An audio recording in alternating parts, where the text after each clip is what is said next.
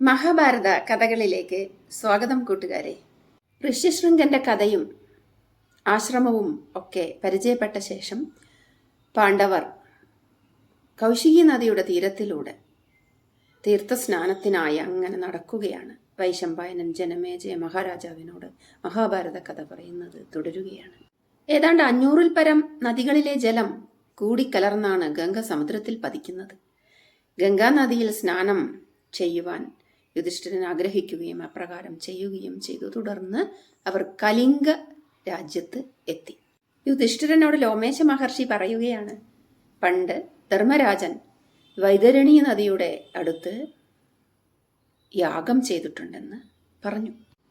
ലോമേശനോടൊപ്പം സഞ്ചരിച്ച യുധിഷ്ഠിരൻ ഗംഗാനദിയിൽ പാഞ്ചാലിയോടൊപ്പമാണ് സ്നാനം ചെയ്തത്. തുടർന്ന് ലോമേശനോട് യുധിഷ്ഠിരൻ ഇങ്ങനെ പറഞ്ഞു, അല്ലയോ മഹർഷി, അങ്ങയോടൊപ്പം നടക്കുന്നത് കൊണ്ട് ഞാൻ ഈ ലോകം മുഴുവൻ കാണാൻ ഇങ്ങനെ ഭാഗ്യമുള്ളവനായി തീർന്നു. അങ്ങനെ യുധിഷ്ഠിരന് വാനപ്രസ്ഥം സ്വീകരിച്ച മഹാത്മാക്കളുടെ ശബ്ദം എത്രയോ ദൂരെ നിന്നും കേൾക്കാൻ കഴിഞ്ഞു. തുടർന്ന് മഹേന്ദ്രപർവ്വതത്തിന്റെ അടുത്തെത്തി. മഹേന്ദ്രപർവ്വതത്തിൽ ഒരു ദിവസം പാണ്ഡവർ തങ്ങി. ലോമേശൻ മഹർഷിമാരെ യുധിഷ്ഠിരന് പരിചയപ്പെടുത്തി. ആ കൃതവ്രണൻ പരശുരാമന്റെ അനുചരനാണ്. ലോമേശനോട് ചോദിച്ചു, പരശുരാമനെ എപ്പോൾ ഞങ്ങൾക്ക് ദർശിക്കാൻ ഭാഗ്യമുണ്ടാകും? വൈഷ്ണവാംശം ശ്രീ പരശുരാമൻ എപ്പോഴാണ് ദർശനം നൽകുക എന്ന് കാത്തിരിക്കുകയാണ് യുധിഷ്ഠിരൻ. അപ്പോൾ ലോമേശൻ പറഞ്ഞു, ചതുർദശിക്കും അഷ്ടമിക്കും താപസന്മാർക്ക് പരശുരാമൻ ദർശനം നൽകും. തീർച്ചയായും നമുക്കും ദർശനം അടുത്തു തന്നെ ലഭിക്കും. ക്ഷത്രിയരെ എല്ലാം തോൽപ്പിച്ച് അടക്കിയ താപസനാണ് ശ്രീ പരശുരാമൻ. അതെങ്ങനെയെന്നറിയാൻ യുധിഷ്ഠിരന് ആഗ്രഹമുണ്ടായി. ആ കഥയാണ് ഇന്നത്തെ വീഡിയോയിൽ കൂട്ടുകാരുമായി പങ്കുവയ്ക്കുന്നത്. ഹേഹയ വംശത്തിൽ ജനിച്ച ഒരു അത്ഭുത രാജാവായിരുന്നു കർത്തവീര്യാർജുനൻ. 1000 കൈകളാണ് ആ രാജാവിനുള്ളത്. കർത്തവീര്യാർജുനനെ കൊണ്ട് എല്ലാവരും പൊറുതിമുട്ടി. വനവാസിയായിരുന്ന കന്യാകുബ്ജ രാജാവിന്, അതായത് ഗാദി എന്നു പേരുള്ള കന്യാകുബ്ജ രാജാവിന് സത്യവതി എന്നൊരു പുത്രി ഉണ്ടായി. ഭൃഗുമഹർഷിയുടെ പുത്രനായ ഋജീകൻ സത്യവതിയെ വിവാഹം ചെയ്തു തരണമെന്ന് ഗാദി രാജാവിനോട് ആവശ്യപ്പെട്ടു. ഭൃഗു തപസ്സിന് പോയിരിക്കുകയായിരുന്നു. വരുമ്പോൾ പുത്രവധുവിനെ കണ്ടു, ഋജീകന്റെ ഭാര്യയായ സത്യവതി. സന്തോഷിച്ച മഹർഷി ചോദിച്ചു, നിനക്ക് എന്താണ് മകളെ വേണ്ടത്? നല്ല ഇഷ്ടമായി മരുമകളെ. അപ്പോൾ പറഞ്ഞു, എൻ്റെ മാതാവിന് ഒരു കുഞ്ഞു വേണമെന്ന്. സത്യവതി ആവശ്യപ്പെട്ടത് ഭൃഗുമഹർഷിയോട് എൻ്റെ മാതാവിന് ഒരു കുഞ്ഞു വേണം എന്നായിരുന്നു.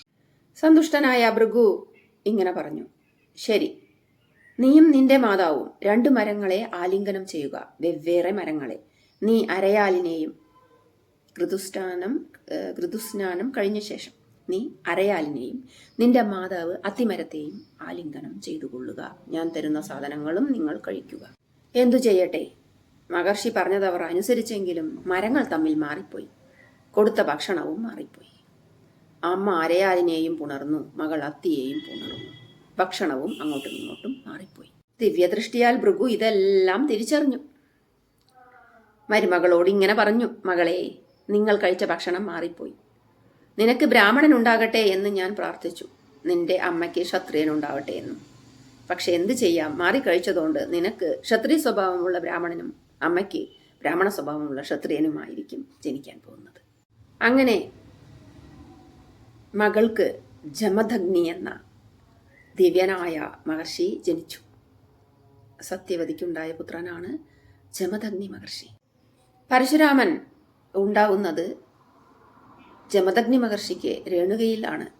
പ്രസേനജിത്ത് എന്ന രാജാവിൻ്റെ മകളായ രേണുകയെ ജമദഗ്നി മഹർഷി വിവാഹം കഴിക്കുകയും അതിൽ 5 പുത്രന്മാരുണ്ടാകുകയും 5ാമത്തെ പുത്രനായി പരശുരാമൻ ജനിക്കുകയും ചെയ്തു.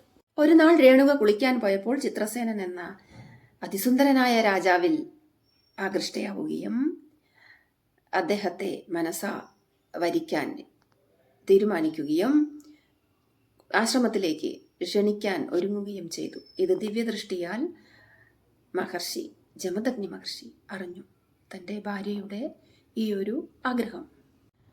കോപാഗ്നി മൂലം ജമദഗ്നി മഹർഷി തൻ്റെ 4 പുത്രന്മാരോടും രേണുകയെ, അമ്മയെ വധിക്കാൻ ആവശ്യപ്പെട്ടു. 5 പുത്രന്മാരുണ്ടായിട്ടും ചിത്രസേന രാജാവിൽ മുഴുകിയ തന്നെ ചതിച്ച തൻ്റെ ഭാര്യ രേണുകയെ വധിക്കാൻ മക്കളോട് ആജ്ഞാപിക്കുകയാണ് ജമദഗ്നി മഹർഷി.